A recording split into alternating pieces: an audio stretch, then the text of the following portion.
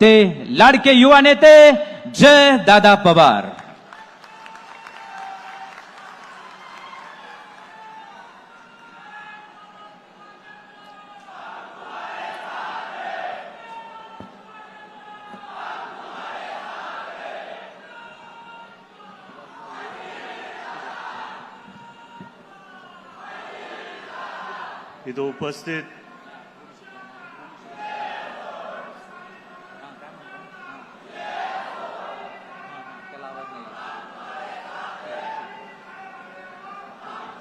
इथं उपस्थित सन्माननीय व्यासपीठ आणि सर्वच माझे बारामतीकरांचं कुटुंबाला इथं बघून मला भरभरून येतंय, कारण माझी शेवटची सांगता सभा ला जेव्हा आपण सगळे समोर आलो तेव्हा मी दादांच्या समोर भाषण केलं आणि आज वहिनींसाठी आणि दादांसाठी गावागावी फिरताना सगळ्यांच्या मनात एक आशा दिसत होती, दादांचं प्रेम दिसत होतं, दादांची आठवणी दिसत होते।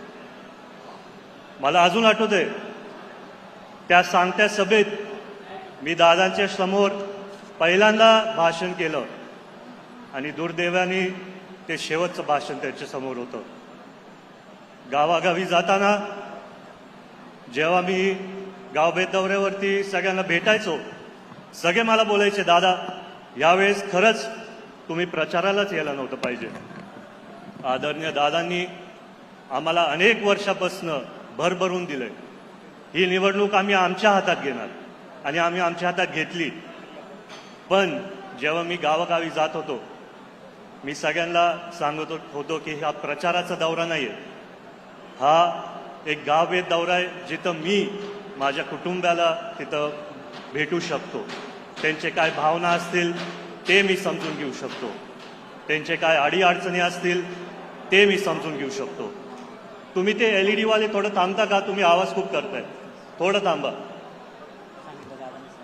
गावागावी जाताना जेव्हा आधी आपण दादांसाठी प्रचार करायचो, एक वेगळा आनंद होता, एक उत्साह होती, सगळ्यांच्या मनात दादांसाठी आपण प्रचार करतोय आणि 5 वर्षांनी प्रचाराची वेळ यायची तेव्हा रॅलीज करायचो, युवकांना पण तिथं मनापासून प्रचार करायला आवडायचं।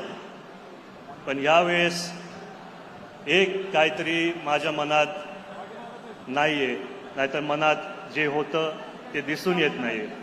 दादांचा आवाज दर रात्री जेव्हा आमचे दौरे संपायचे विधानसभेचे, मला माहिती आहे इथं सगळे आपले कार्यकर्ते आहेत, पक्षातले पदाधिकारी सहकारी आहेत, कितीही व्यापामध्ये दादा व्यस्त असले असते महाराष्ट्रभर, त्यांचा रात्री फोन यायचा, काय रे जय, कसा झाला रे दौरा, कुठल्या गावात काय अडचण आली, कुठल्या गावात काय तातडीने करायचं गरज आहे।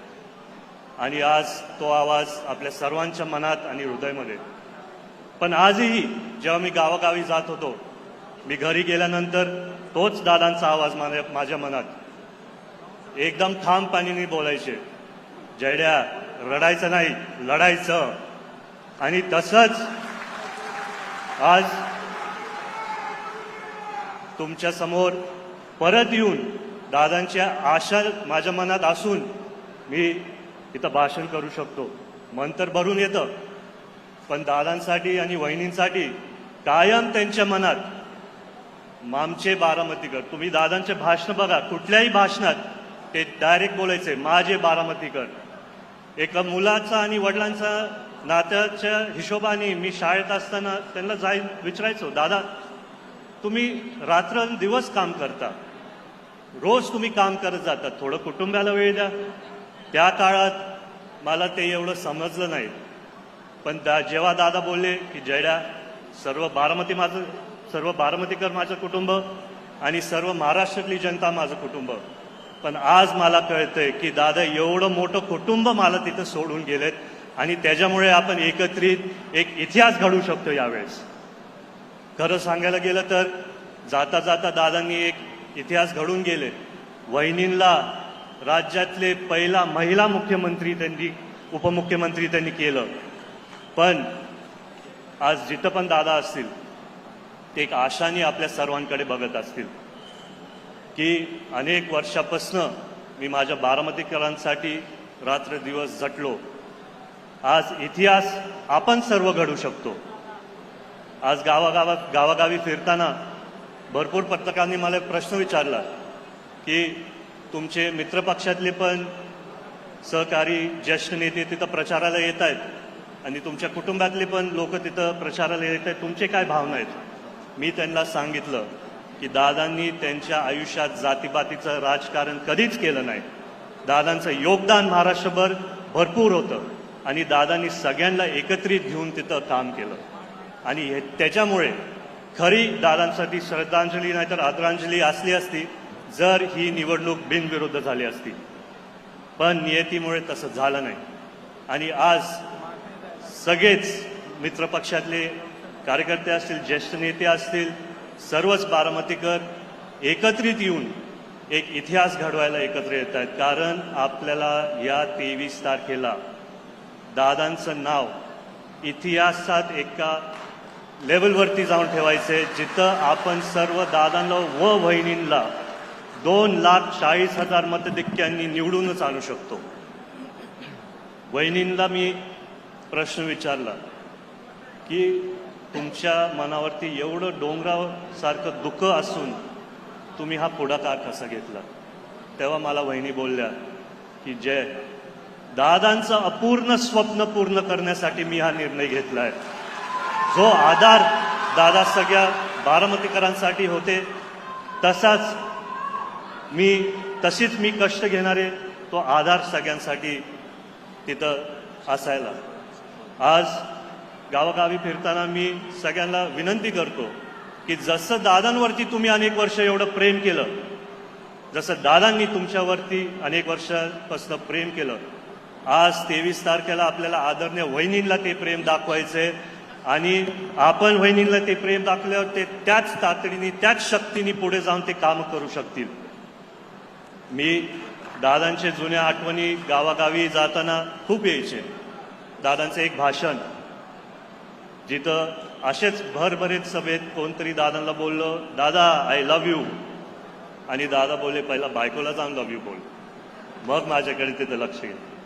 आणि मग परत काही दिवसानंतर दादा कागदपत्र वाचत होते आणि परत कोणतरी बोललं, दादा आय लव्ह यू.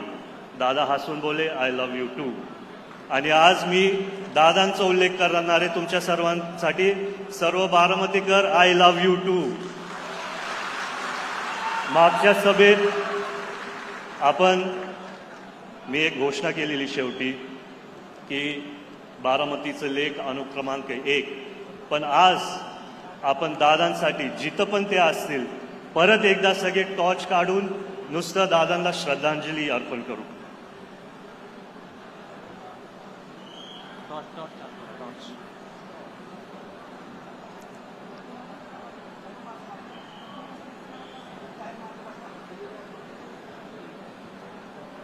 एवढं प्रेम दादा जिथं पण असतील त्यांचं पण मन भरून येईल. आज आपण सर्व इथं आला, माझे 2 शब्द ऐकले. जय हिंद, जय महाराष्ट्र, जय राष्ट्रवादी.